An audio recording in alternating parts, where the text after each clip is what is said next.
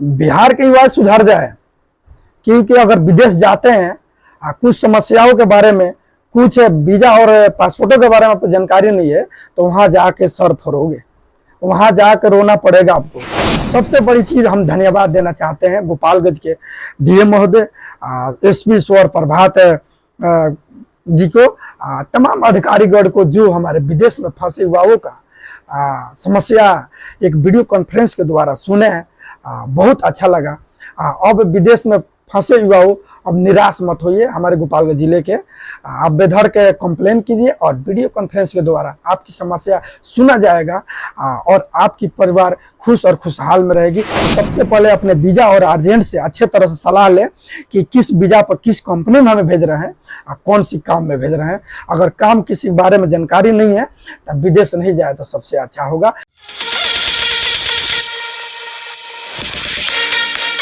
बिहार के युवा सुधर जाए, क्योंकि अगर विदेश जाते हैं कुछ समस्याओं के बारे में, कुछ वीजा और पासपोर्टों के बारे में आपको जानकारी नहीं है तो वहां जाके सर फोड़ोगे, वहां जाकर रोना पड़ेगा आपको।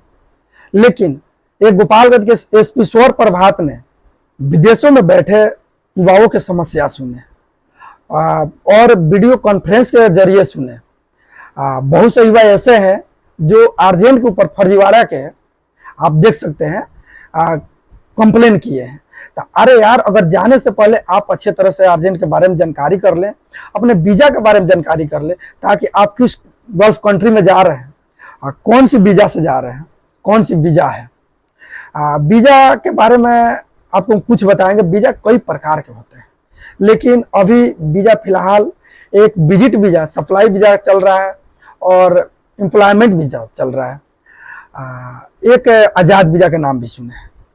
ये तीनों वीजा ऐसा वीजा होता है ना कि पहले एम्प्लॉयमेंट वीजे पर लोग जाते थे, अच्छा खासा काम करते थे। कुछ लोगों ने ऐसे किया जो कंपनियां ने सतर्क हो गई। सतर्क ऐसे हो गई कि कुछ लोगों ने गया कंपनी में, कंपनी में जाने के बाद 1-2 महीने काम करने के बाद वो कंपनी को रिजाइन मार के चले आते थे, कंपनी को छोड़ के चले आते हैं, जिसकी वजह से कंपनी घाटा में चल जाती है।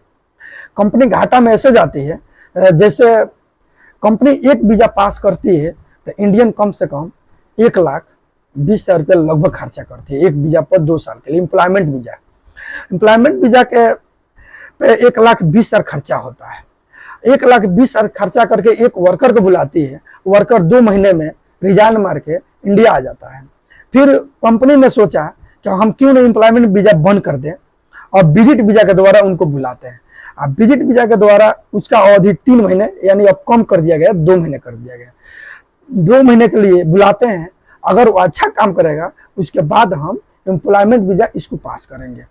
उसी के बीच एक अर्जेंट दलाल पैदा होते हैं। वो दलाल कंपनियों से विजिट वीजा पास करवाते हैं और इंडिया भेजते हैं। इंडिया से वर्कर को लेके फिर कंपनी को देते हैं, ताकि उसमें 2 से 3 महीने कंपनी काम करवाती है। काम करने के बाद जब वर्कर अच्छा काम करते, जानकार अच्छा होते हैं उनके मन मुताबिक, तो उनको एम्प्लॉयमेंट वीजा पास करती है। एम्प्लॉयमेंट वीजा पास करके उनकी जो वीजा खर्चा होता है कुछ कंपनियां छोड़ देती है, कुछ कंपनियां उसको महीना बाई काट भी लेती है। समस्या ये है आजाद वीजा। आजाद वीजा सबसे रिक्सी वीजा है, वो भी एक कंपनी के थ्रू वीजा आता है। उसका चार्ज थोड़ा अदर वीजा से कुछ ज्यादा होता है। आजाद वीजा कुछ मजदूर जो वर्कर पैकिंग वोकिंग अनलोडिंग लोडिंग वाले काम करते हैं उनके लिए ज्यादा होता है। बेशक पैसे के माध्यम से वो आजाद वीजा वाले ज्यादा कमाते हैं, लेकिन रिस्क ये होता है कि उनके साथ कोई मेडिकल, कोई इंश्योरेंस, कोई ऐसा समस्या होता है तो उनको अपने आप से जूझना पड़ेगा। क्योंकि कंपनी ने उनको आजाद वीजा देता है, उनकी जो अपना कंपनी का मोहर वर मार कर उनको छोड़ देता है कि आप पूरे इस गल्फ कंट्री में घूमते रहो, जो करना आप करो इतना दिन के लिए। उसके आजाद वीजा के वो अपने हिसाब से जहां मन करता है वहां करते। कोई कोई कंपनियां बड़े बड़े पैकिंग का काम होता है या कोई अनलोडिंग लोडिंग का काम होता है, तो आजाद वीजा वाले को पकड़ती है, उनको घंटे या मिनट जो भी हो उसके हिसाब से पैसा देती है। उसमें क्या होता है कि वो लोग आजाद वीजा वाला एक एक दिन में अच्छे खासे पैसे कमा लेते हैं। उसी तरह उनको लेकर अच्छा पैसा, आजाद वीजा वाला अच्छा पैसा कमाते हैं, लेकिन आजाद वीजा वाला का रिस्क है।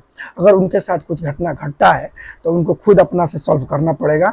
और जो कंपनी में होते हैं उनकी कंपनी कुछ सुरक्षा करती है, उनकी मेडिकल, बहुत सा कंपनियां के मेडिकल देती है, मेस देती है, उनके रहने के लिए हाउस देती है, मतलब तमाम तरह के सुविधा ट्रेवल देती है।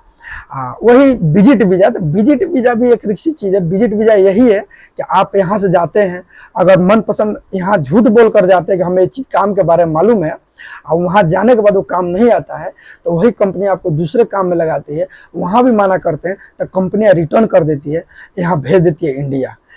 यहाँ आने के बाद लोगों ने आर्जेंट के ऊपर आरोप लगाते हैं कि आर्जेंट हमें गलत जगह, गलत कंपनी में भेजा है। तो मैं तमाम लोगों को बोलना चाहता हूं कि सबसे पहले अपने वीज़ा और आर्जेंट से अच्छे तरह से सलाह लें कि किस वीज़ा पर, किस कंपनी में हमें भेज रहे हैं और कौन सी काम में भेज रहे हैं। अगर काम किसी बारे में जानकारी नहीं है तो विदेश नहीं जाए तो सबसे अच्छा होगा। इसके बाद मैं मिलता हूं नेक्स्ट वीडियो पर। जय हिंद दोस्तों। सबसे बड़ी चीज़ हम धन्यवाद देना चाहते हैं गोपालगंज के डीएम महोदय, एसपी स्वर प्रभात जी को, तमाम अधिकारीगण को, जो हमारे विदेश में फंसे युवाओं का समस्या एक वीडियो कॉन्फ्रेंस के द्वारा सुने। बहुत अच्छा लगा। अब विदेश में फंसे युवाओं, अब निराश मत होइए। हमारे गोपालगंज जिले के आप बेधड़ के कंप्लेन कीजिए और वीडियो कॉन्फ्रेंस के द्वारा आपकी समस्या सुना जाएगा और आपकी परिवार खुश और खुशहाल में रहेगी। तब तक मिलते हैं नेक्स्ट वीडियो पर। जय हिंद दोस्तों, जय हिंद।